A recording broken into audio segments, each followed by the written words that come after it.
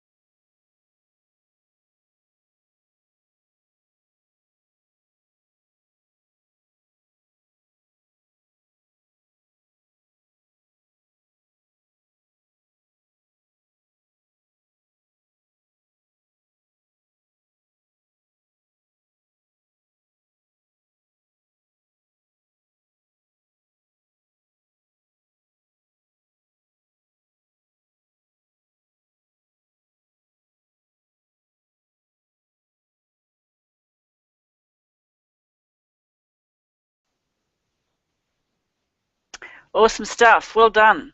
Fantastic. Okay, so this is a great time for you guys. I know that you're very busy. I know that it's a bit stressful for you, but really take some time out to live for the moment. We have to look for the future. Absolutely, we have to look for the future, but really take some time out you will make the money. You are going to be the genius, and you will be brilliant. So well done for being here, and thank you for your time. Okay, so let's get into it. This particular session, as I said before, is about developing teams and individuals. Now, we've seen this slide before. The wisdom of the wolf. For the strength of the pack is in the wolf, and the strength of the wolf is in the pack. It's an amazing lesson from nature, isn't it? Of all the things that you could be doing here tonight, you decided to invest your time here in your own growth, guys. Well done for taking care of you, and for those whose life that you touch. So always remember that the leader is not everything without the pack, and the pack always looks to the leader. So a combination of both is what you always want to be achieving. Even our own Aussie dingo, it's still, that animal instinct. They do their best work when they're working in teams. When they're working in the pack, they have patience. They wait for the prey. They play together. They communicate together, and it instills a real loyalty for them. So. And you've been with me now for quite some time. You've been in class with me for a few weeks, and I know that you know this. What I'm really passionate about is my training and assisting you to be all that you can be in your studies, in your life, in your career, and to do that effectively. It's really important for you to de-stress, relax, enjoy the moment. To be the success that you want to be, you can't do it alone. Yeah, connect with other people. Really get that connection happening, because true success, I believe, in this life, happiness and fulfillment comes from your connection with others. And when you can achieve that, when you're prepared to work as a team, then have patience and play together, play lots together, then things will start to happen. You can be outstanding. You can be the leader that you were born to be, and earn the loyalty from those around you. So working with collaboration, that's what it's all about, is working with other people. And working with collaboration is really important for us all. And working collaboration, I have discussed with you before that, it's about, we human beings, we have 6 core needs. This has come from Anthony Robbins, and we'll discuss it in a little bit more detail later on in this session. But remember that we do have 6 core needs, and working in collaboration, we're actually helping each other, to help fill those needs. By the way, there's a little note there in the bottom left-hand corner, and the Learner's Guide, page 4, the Learner's Guide for Developed Teams and Individuals. That's the page you want to be on whenever you're looking at your question 1, for example, in that assessment paper. So where do you begin? How do you collaborate with others? How do you collaborate in a way that makes all the difference? And you can remember this from class that I talked about the 6 core needs. And what I'd like to share with you is this. Based on the feedback and observation over my years of sharing the journey with my students and alumni, I've come to trust and believe Tony when he says we are all driven by the need to fulfill our 6 basic core needs.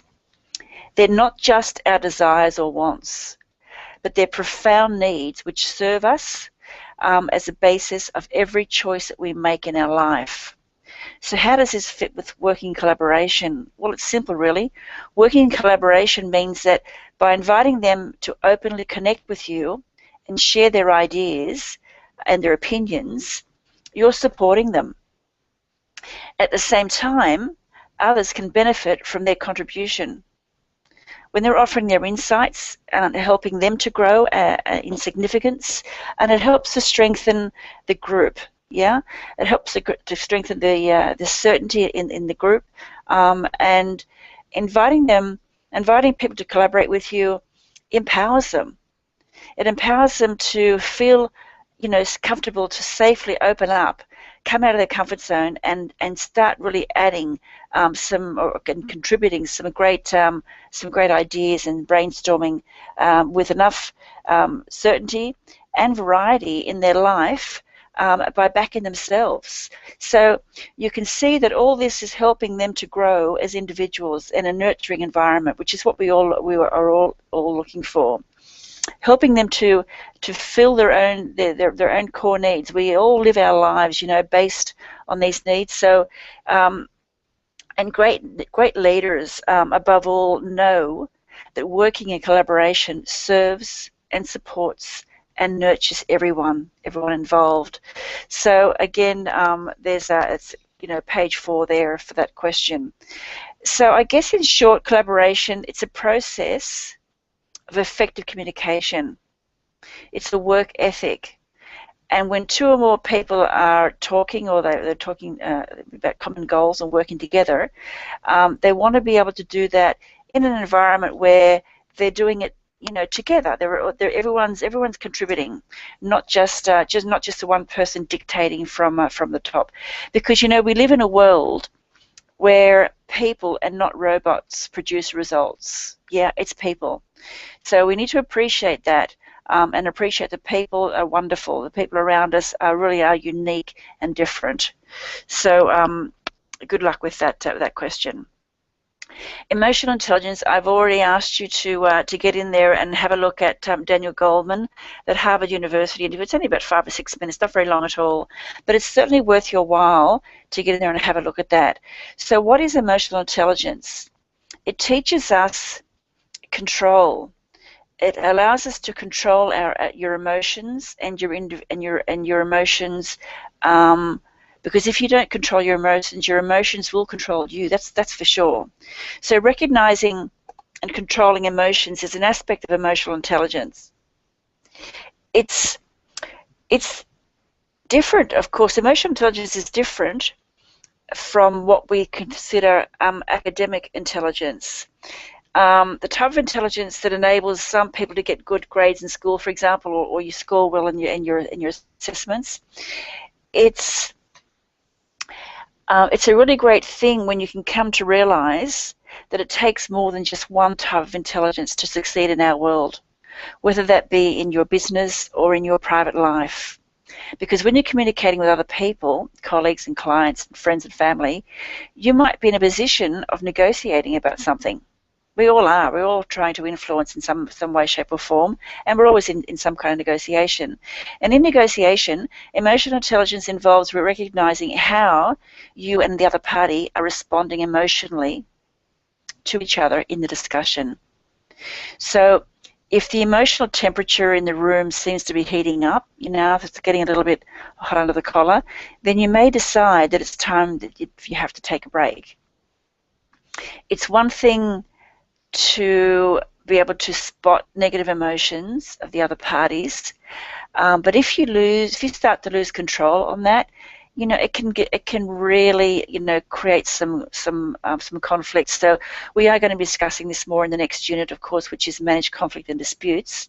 We'll dive deeper into that. But for now, I'd like to offer you this to help you keep your anger under control. Try these few thoughts. Am I capable of managing this situation? Well, yeah, of course you are. It may not be as bad as it appears. It's almost always that way. You need to just calm down a little bit and think it through. Can I have? Do I have no control over other people?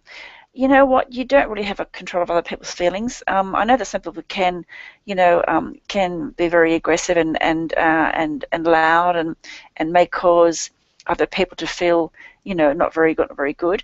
But what you do have control over is yourself, your own feelings. So this situation that you might be in, this conflict you might be in, doesn't define your life. Yeah. We have a right to be upset in different situations every now and again, and it's all right to be upset. But what needs to happen right now? Yeah, go into a solution focus mode. Go into get above the line and get into that solution focus. Mistakes happen. Yeah, I mean we're all human.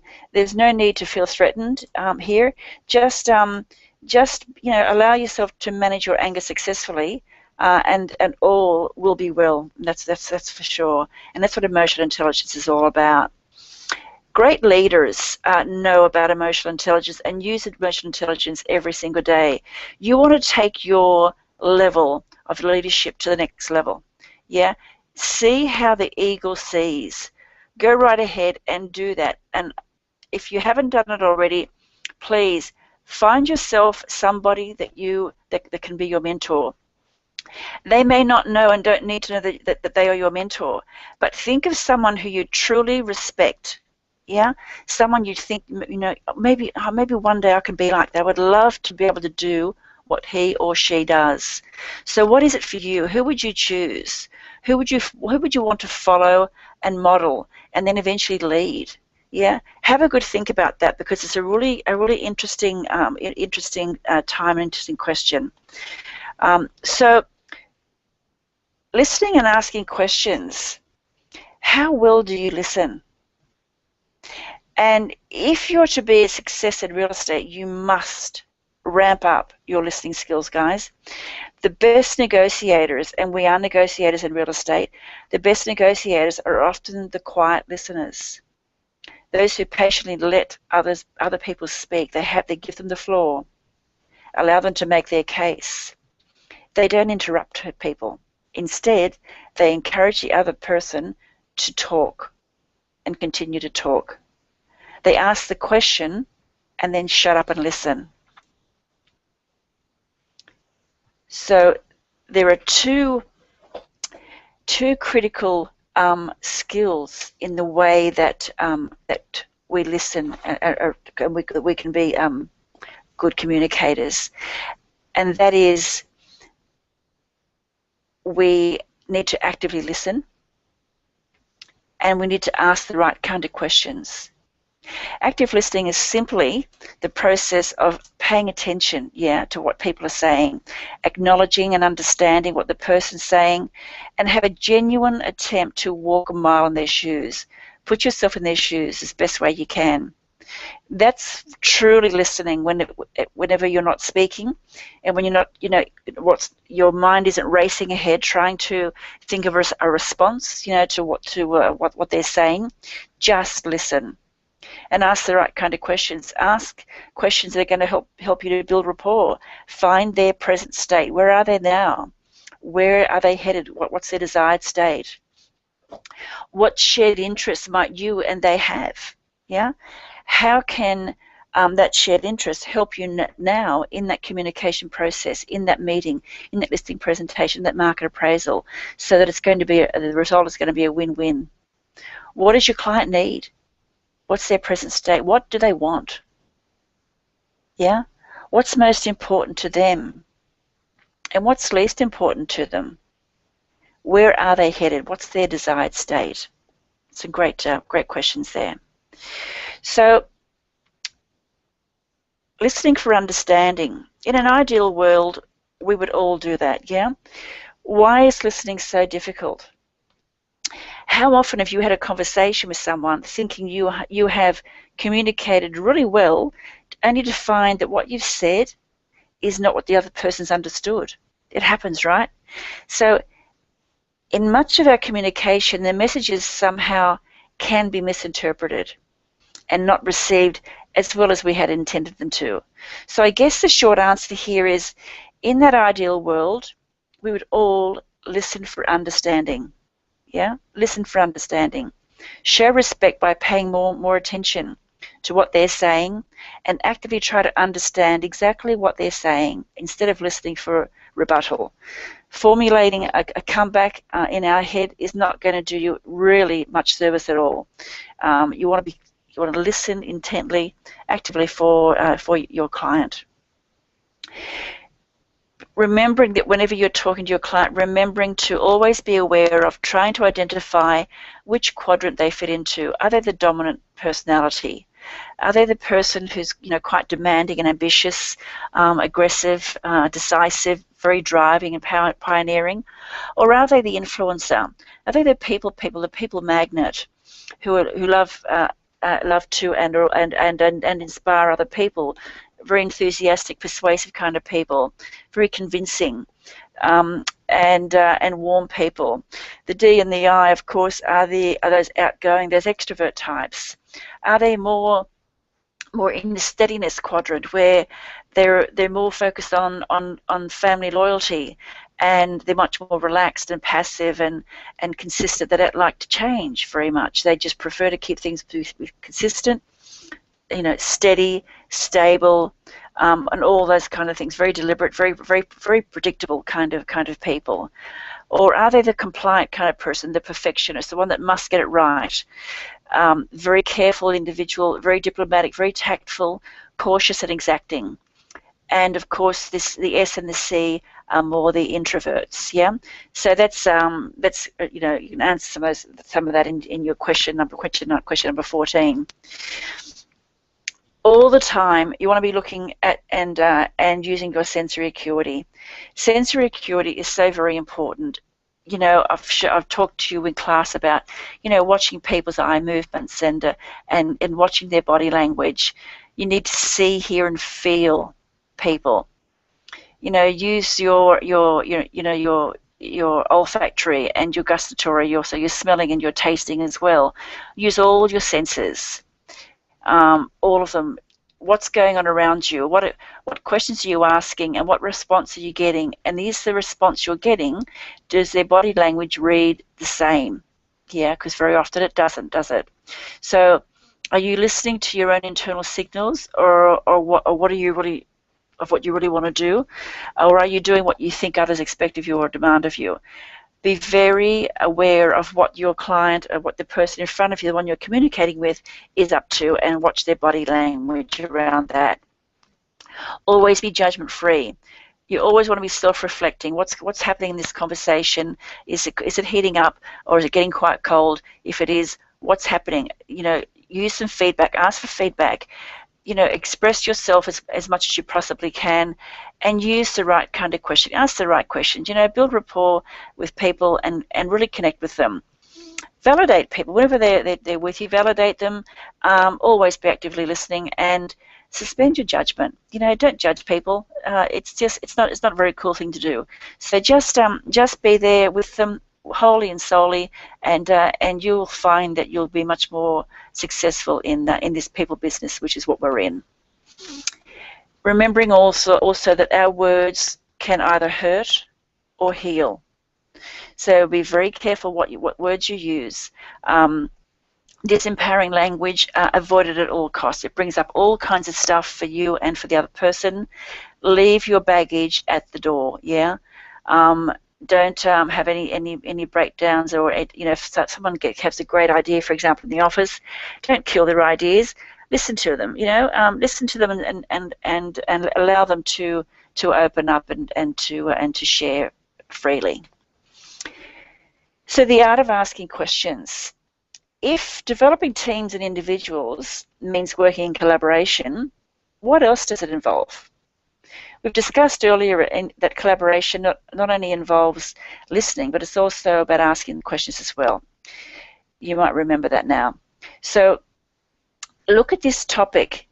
It might seem, for example, too obvious, for discussion, but if you're finding, oh yeah, I've heard this all before, I want you to stop and say to yourself, have I missed anything? What else can I learn here?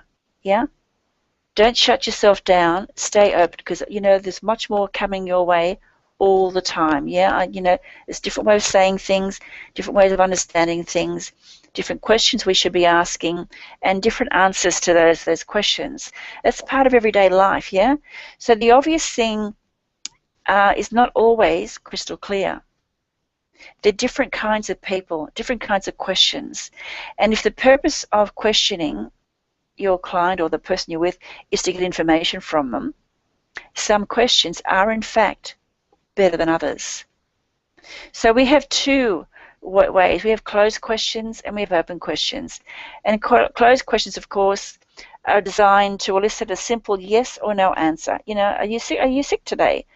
It's likely to elicit, like a no, I'm fine, or no. So make use of closed-end questions when you want the obvious advantage of being quick and direct with people, and use the open questioning when you want the other party to contribute more information to you. So and work with a collaborative effort, all the time. This is where the information needs to be shared, guys, discussed and debated back and forth. So open questions usually start with who, what, which, where, when, why, and how, all that kind of stuff. So a little bit of some examples here. Who specifically initially thought of selling up and moving on right now if you're talking to a client? Or where else have you searched for help in making this important decision? Why do you think now is the right time? Have you given any thought to how much your home might be worth? To what extent are you prepared to go in order to make the right move? In what way can I serve you today? Which is more important to you? Selling at a specific price, no matter how long it takes, or selling at the right price and enjoy moving into your next chapter of your life with love and light? How will you know when it's right? Just a few little tips there on how you can ask some of those great questions. Always staying above the line. We've seen this before. When you're taking responsibility, 100% responsibility for your learning, 100% responsibility for your communication with your client, communication with your colleagues, with your partner, with your kids, with your parents, whoever it might be, you're taking 100% responsibility for what's going on in your life right now, then you are above the line. Above the line people are self-determining.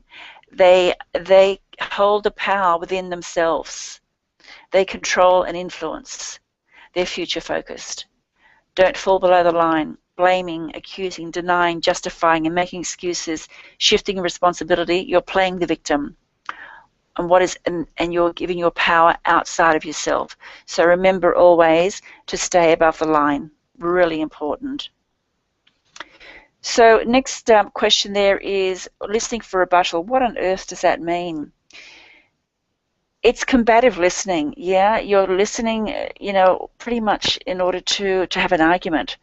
You're listening, but you're in your own mind. You're going ahead, and you're putting together an argument, if you like, for the other person to even finish speaking. It's kind of become a national pastime, hasn't it? In many countries, including here in our beautiful Australia. So it's where proposing the best idea is more important than finding. It's proposing that you've got the best idea rather than finding the best idea in total. So regardless of who proposed it. So in this context, we listened not to understand a point of view, but rather to find some bit of information for which we can totally refute the message of the other person, so that we can win the argument rather than have a workable solution, really. So listening for rebuttal is combative listening. Yeah, it's whenever you're trying to put your argument forward as the best way rather than looking for the best method forward. The next question down is about the Maslow's hierarchy of needs. Now, the hierarchy of needs, they're inborn in us. Yeah, we've all evolved over tens of thousands of years, and it started. The psychologist Abraham Maslow, he introduced the idea of hierarchy of needs in the early 1950s. It has been further developed since then over the years, and it helps to explain the needs that motivate us all. Only when the lower order of needs of the physical and emotional, the well-being, are satisfied, are we concerned with the higher order needs of esteem and self-actualization. We need the physiological. We need then to feel safety. We need then to feel like we belong and love and connect with other people. And only then can we look to our self-esteem and then find self-actualization in the Maslow hierarchy. So conversely, if the things that satisfy your lower needs are swept away, then we're no longer concerned about maintenance of our higher order needs. What does that mean? Well, it means we go back to our basic survival instincts. The Maslow model of needs were adapted in the 70s and then again in the 90s. In the 90s, we had the transcendence needs that were added, helping other people to achieve self-actualization. In the 70s, the aesthetic needs were added, and that's our appreciation and search for beauty and balance and form in life. So you also have the cognitive needs, and it's our search for knowledge, yeah, and knowledge and meaning in life. So examples of the hierarchy, to give you a better understanding, is you can't motivate someone to achieve their sales target, for example, which would be level 4 or at self-esteem, when they're having problems with their marriage or their relationship, which of course is level 3, which is belonging and love and connection. So if their needs of love and connection aren't being met, then they can't go to self-esteem. Yeah, you can't expect someone to work as a team member at level 3 when when their house is being repossessed, which of course is level 2, which is safety and protection. So needs must be satisfied in the given order. And only whenever we are able to climb the ladder and our needs continue to be met, can we actually, really go to the top levels. Our aim and drive shift to the next order of needs, yeah, as we go from one to the next. So levels 1 to 4 are deficiency motivators. Level 5 and by implication 6 and 8 are the growth motivators, and relatively rarely found. Really, our needs or lack of the basic moving through each level means frustration sets in and usually causes us to feel really stressed, and this is particularly so at level 4, which is the esteem level. So I hope that this gives you a little bit more clarification on the hierarchy of the people psychology and what Maslow was referring to. Next question along is, what's past, present, process? What does it mean? When we're learning and growing our skills, our own skills, we want to take a close look at ourselves, guys. And this is all part of, again, the emotional intelligence, understanding me. Who am I? Look at your past only long enough to learn the lessons and gather data that will serve you to move forward. Yeah? Really important. What was your experience about how you learn? Think about that. Do you love to read? Does reading serve you? Are you a good problem solver? How do you interpret things and situations? Ask questions about your own studies. What's working? What's worked in the past? Maybe it's not working now. What could you be doing better instead? Review your notes. Listen to the audios and the videos that I'm offering you here, and be sure to expose yourself to information from a variety of sources. Yeah, start a buddy system with some of your colleagues that you know. If you have rules, are they still there? And if they are, do they still serve you? Or is it time for some new rules? Do your rules really serve and support you and nurture you? Do you want them in your life, or is it time to create that change? Yeah. So your present is, how interested am I in this? How much time do I want to spend learning this? What else competes for my attention? What should I be doing? What can I be doing instead that I would prefer to be doing? Are all the circumstances right for my success? Am I setting myself up for success? What can I control? What's out of my control? Can I change these conditions for success? Of course you can. What affects my decision to learning this? You. You affect your own decision. Your decisions affect your learning. Do your rules respect you and those around you? How do you plan? Does your plan consider your past experiences and learning styles? What about the process? Consider the best process that's going to move you forward to the future. What is that process? What are the key words that are jumping out at you? Do you understand them? What do you know about this already?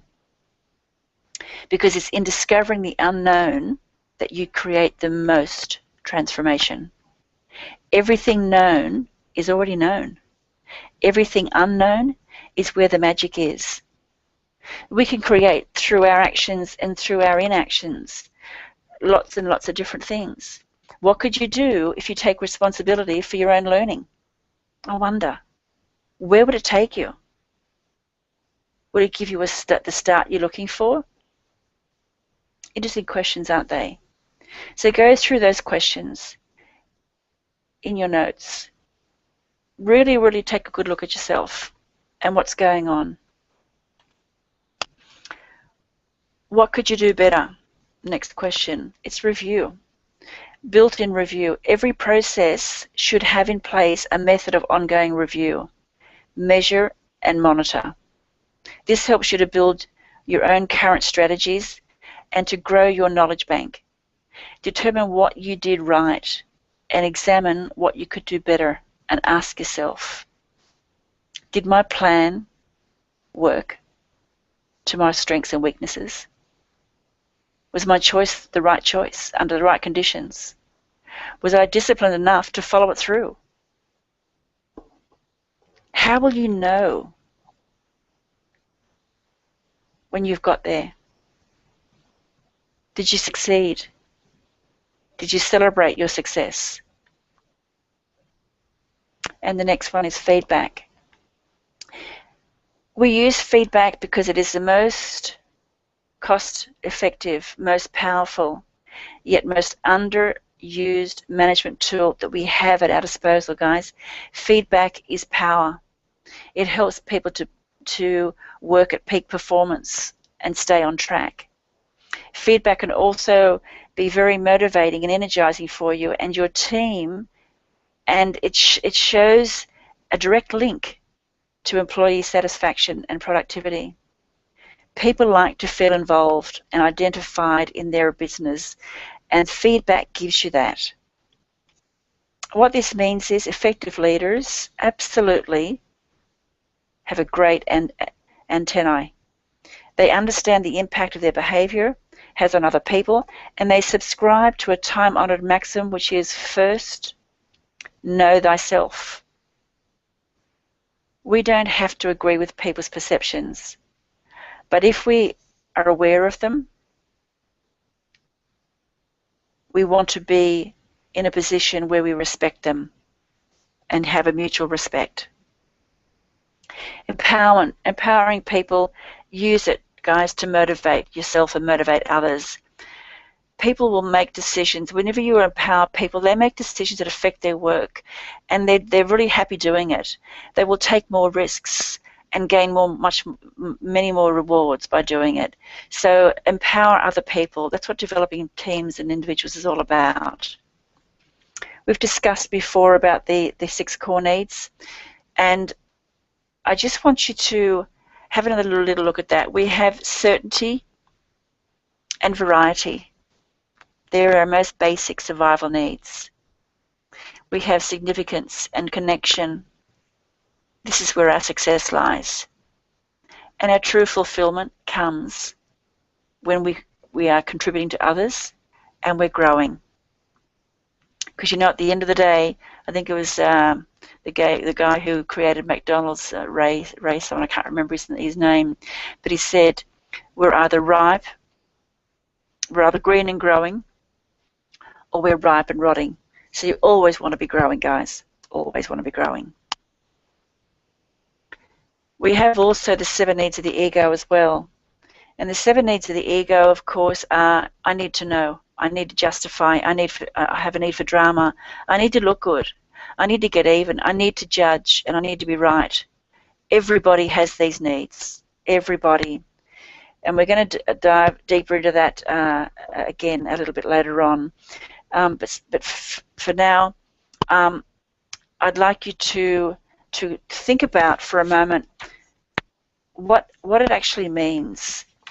What does it mean whenever we are talking, I'll just go back a slide for a moment to the core needs. What is it that this really is about? It's about when we have love and connection in our life, we all need it. We all want love and connection.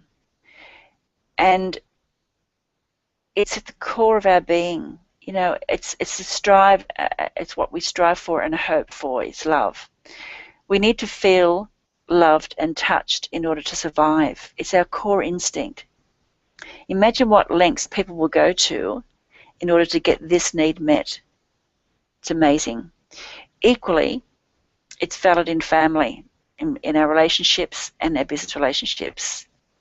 Certainty is another one of our core needs, and we have the need for certainty to be comfortable. We can avoid pain and experience pleasure, and it's another fundamental survival instinct.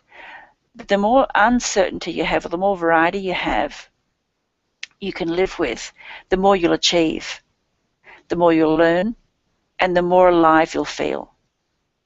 The more you have to be certain about things, the less you're going to have. Growth is we need growth to constantly develop emotionally, intellectually, and spiritually. The universal law about growth is everything is either growing or it's dying. There is no middle ground. Anything you want to remain in your life, your money, your body, your relationship, happiness, your love, must be cultivated, developed, expanded. Otherwise, it will degenerate. So keep it growing. Contribution is everything in the universe contributes beyond itself, or it's eliminated. Most emotional problems and sources of pain disappear when you focus on serving beyond yourself. It's through contribution of our energy, time, attention, focus, money, work, etc., to our partner, to our family, to our peers, our colleagues, to our bosses, our work, the people we work with, or in society itself, if you're working with a community as a whole. It's an essential part of our personal development and spiritual fulfillment. How good does it feel to contribute to others and see that you help them grow? Variety is really important too. We all need variety and certainty in our lives. We need both of those. Variety and challenges exercise our emotional and physical range. Variety is the spice of life. The quality of our life is in direct proportion to the amount of uncertainty we can comfortably live with. Remember that. Significance. Every person needs to feel important and wanted. As babies, we need to feel number one, and this need is with us for the rest of our lives. We can feel significant by building and achieving something, or we can feel significant by tearing something down or tearing somebody else down. In all cases, significance comes from comparing yourself to others. At its most positive, it has you raise your standards. At its worst, you expect others to show you that you are worthy. If we focus on it, we lose connection, the connection to other people, because of the differences that we emphasize. So I hope that gives you some more clarity around the human needs. So thanks for listening in on that. All right, the next question then is development and implementation. And so why do so many development efforts fail? It can be really easy to develop an effective plan. I mean, anyone can put together, think about a plan, but it's quite another to actually follow through with it, with the implementation. There's no development effort of any kind in any corporation of any size that succeeds without leadership from the top. You know, the fish rots from the head, yeah? And great leaders are in the most amazing organizations. Many leaders agree that to implement development efforts, because they are forced to a variety of reasons, but they lack commitment, to the effort. So your team, clients, and followers will quickly figure out if you're not committed. And all the effort may have all been for nothing, which is really a waste of time. It falls short of expectation. Have you ever worked with somebody like that? Has someone come to mind for you? If the leader doesn't care enough and get involved enough, stay involved, why should the team? So great leadership makes a difference. You must walk the talk, lead by example, and others will follow. So next question here is managers versus leaders. Managers do things right. Leaders do the right things. Managers tell people what to do. Leaders ask people what they should be doing. Managing is about efficiency. Leadership is about effectiveness. Managers tell. Leaders ask. Managers push. Leaders pull. Managers have objectives. Leaders have vision. Profound, isn't it? So simple, but profound. So in the legislation, there's a question there about the legislation and the framework for social justice, access and equity and cultural diversity. And of course, that includes the legislation for anti-discrimination. Real estate is very highly legislated, and we must comply with all the different acts, and the Anti-Discrimination Act is one of those acts that are very important for us. So please always remember that. So real estate is a highly self-managed industry, guys, and allows you the opportunity to resourcefully meet your needs for significance. And we can do that by becoming an excellent and outstanding leader of ourselves. So where are you right now? What will you choose? Will you choose to keep doing the same thing, or are you ready to create some change? What's the biggest benefit of you creating that change for yourself? Great question. So getting back to the Wolf, and in closing, the Wolf Credo, you want to respect your elders, teach the young, cooperate with the pack, play when you can, hunt when you must, and rest in between. Share your affections, voice your feelings, and leave your mark. So what I'd like to do now, I'd like to share another quick video with you about the power of teams, and I trust that you're going to enjoy that now.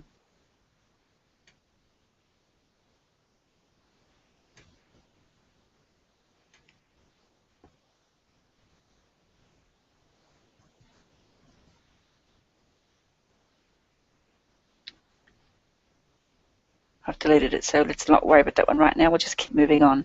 So, guys, questions number 20. Question number, where are we? Oh, we've got some true-false questions coming up. Yeah, that's right. All right, so some true-false questions coming up. So, I have read these out to you in class, and we've been through this before. But, you know, learning on the job should be encouraged. Yeah, that is absolutely true. We need to encourage people to mentor and coach each other on the job. The difference between a coach and a mentor is a coach is someone who coaches a football team. No, it's not. Yeah, that's totally untrue.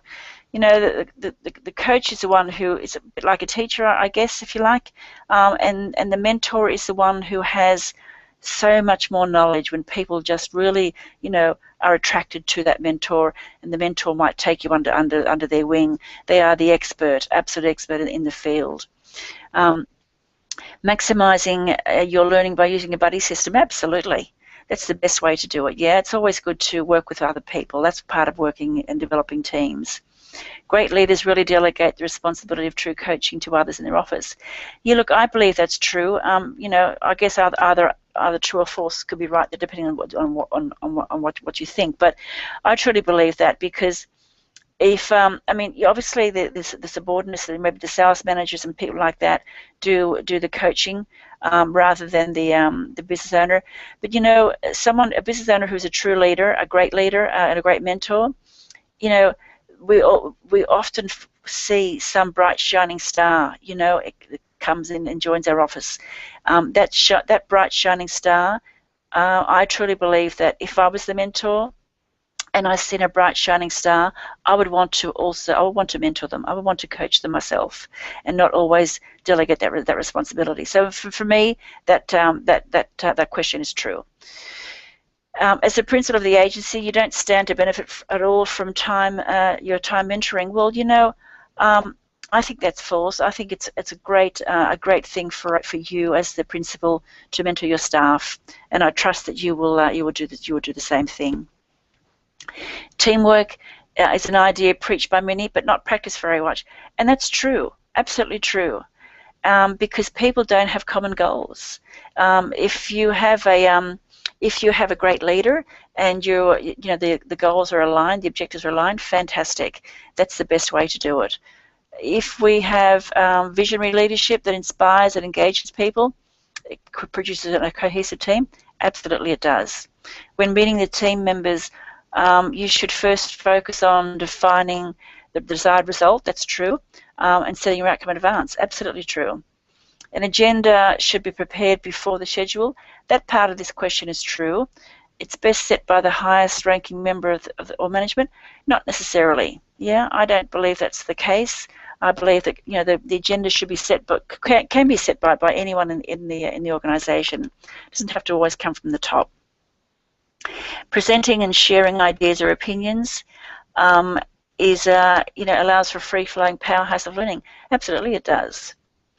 Probing questions are in a learning environment. They command better quality information and leads to extraordinary results.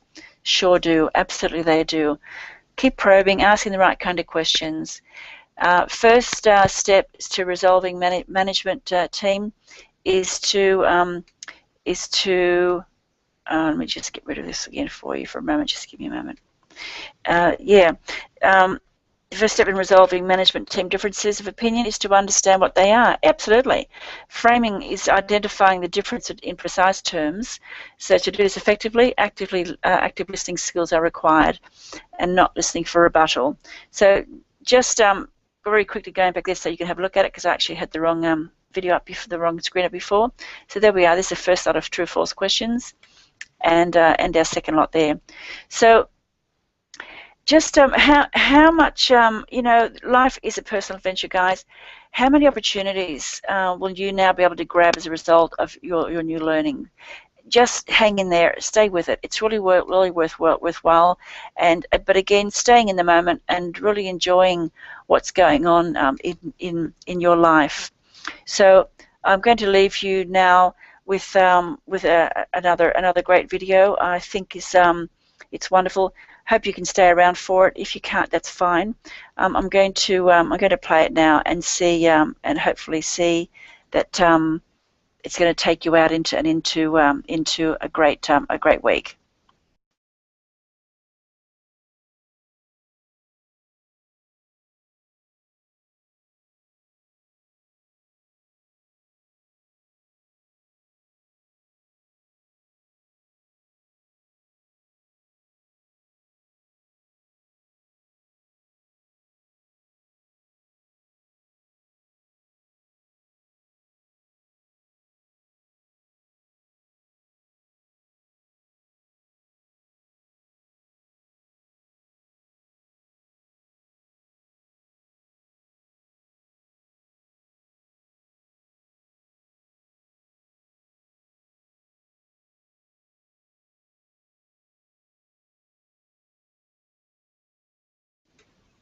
Thanks for listening, guys. Look forward to seeing you again soon. Ciao for now.